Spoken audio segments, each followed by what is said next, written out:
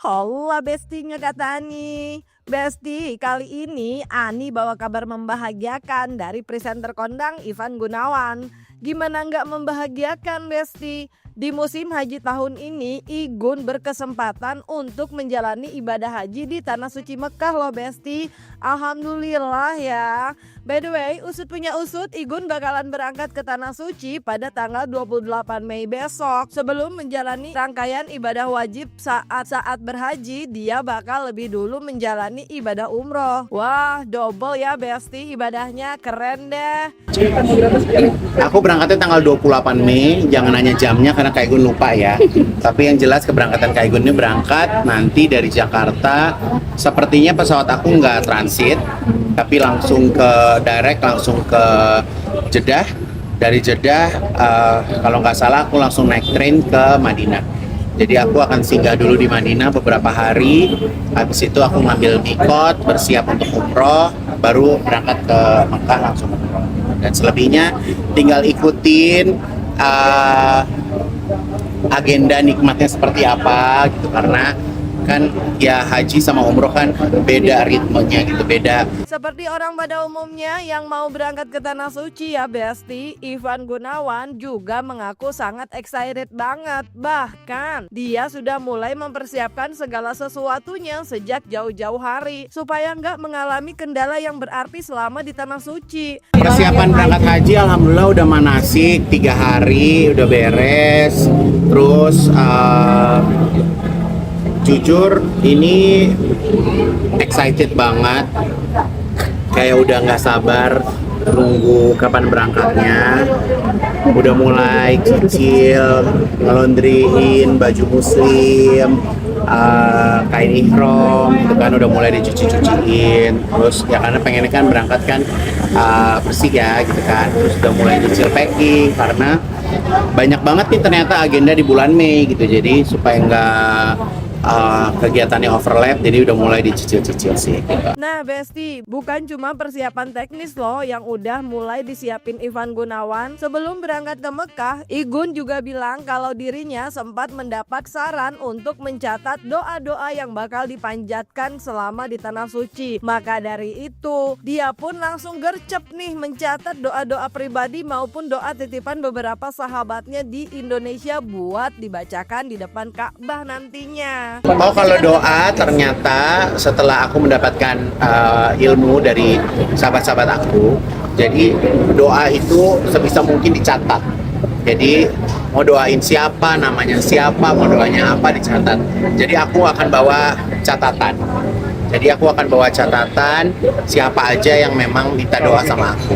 Nah, doa ini di mana aku udah tahu titik-titiknya, yang aku dikasih tahu titik-titik mustajabnya di mana gitu. Tapi itu aku rahasiain juga buat kalian ya, karena aku nggak mau jadi orang yang kayak so tahu gitu. Tapi yang jelas aku insya Allah bisa menjalankan apa ya istilahnya, kalau orang udah minta, orang udah nitip kan harus dikerjain ya gitu. Jadi ya insya Allah aku catet, nggak ada yang kurang sedikit pun. Jadi penasaran deh Besti, doa apa aja ya yang bakal diminta Ivan Gunawan di Tanah Suci nantinya?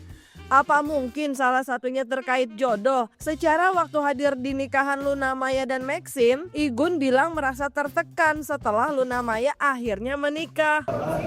Kalau dulu aku nggak pernah berdoa buat jodoh, karena aku nggak pernah merasa aku perlu jodoh gitu. Tapi nanti pas haji nggak tahu deh, nanti aku update ya doanya, kira-kira apa ya doanya.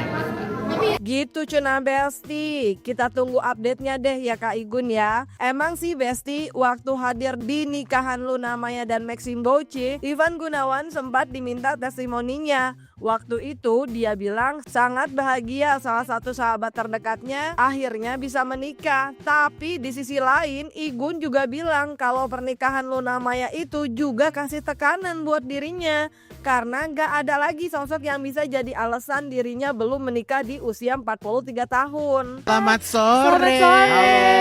Selamat datang di Ubud. Thank you. Kak Igun, Iya, sayangku. apa kabarnya? Baik banget. By the way, Ya. Kak Igun, Aku tuh penasaran banget. Hari ini Kak Igun perasaannya tuh kayak gimana? Finally Kak Luna sama Kak Maxim Jujur, Insya Allah akan jujur sah. agak tertekan. Tertekan Karena kenapa? geng perawan tua aku udah menikah, Oh, ya iya, kan. iya, Kalau iya. dulu kan patokannya, yuk Luna Maya aja belum married, Bener, ya bener, kan, mau bener. ngapain married gitu kan.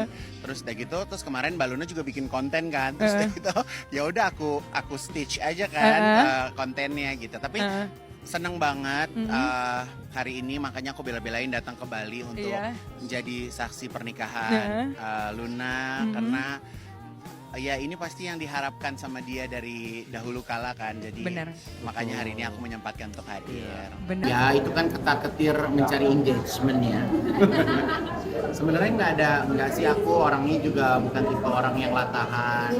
Oh orang pengen ini, aku pengen, orang punya ini, aku punya, orang nikah aku harus seperti nikah, nggak kayak gitu juga. Itu karena dia semuanya itu kan udah digariskan, udah ditakdirkan. Jadi sebenarnya nggak perlu dicari juga, kalau waktunya udah tepat ya tepat aja sih. Emang paling bisa deh ya Kak Igun. Meski terkesan tak terlalu memprioritaskan soal jodoh, tapi ternyata Ivan Gunawan tetap punya kriteria pendamping hidup ideal versinya.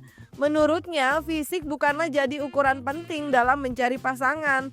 Lebih dari itu, Igun justru lebih condong mencari pendamping yang benar-benar bisa menerima apa adanya dan bisa menjadi partner hidup menyenangkan sampai akhir hayat. Aku mungkin akan menikah di saat aku bertemu dengan pasangan yang aku anggap bisa cocok banget.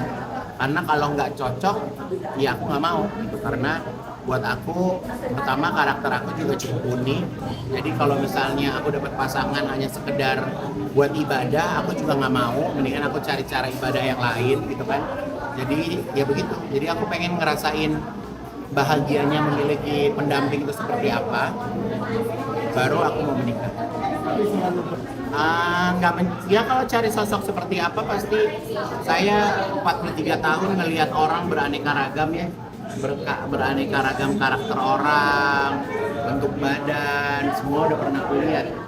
Dan yang pastinya siapapun yang nantinya menjadi pendamping aku bukan hanya karena fisik udah paling pasti, tapi sosok yang bakal nemenin setiap hari itu konsepnya harus lebih beda ya. Kalau fisik itu bisa dirubah kan, yang jelek itu bisa jadi cakep gitu. Tapi kalau misalnya kita dapetin orang yang bisa ngeklik sama kita, bisa support, nggak annoying, nggak menghakimi, nggak ganggu lah ya gitu ya.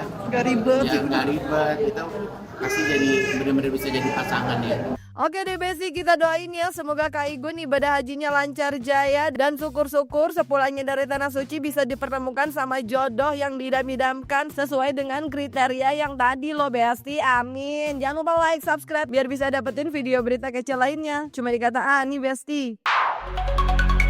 Pasti kata Ani dong.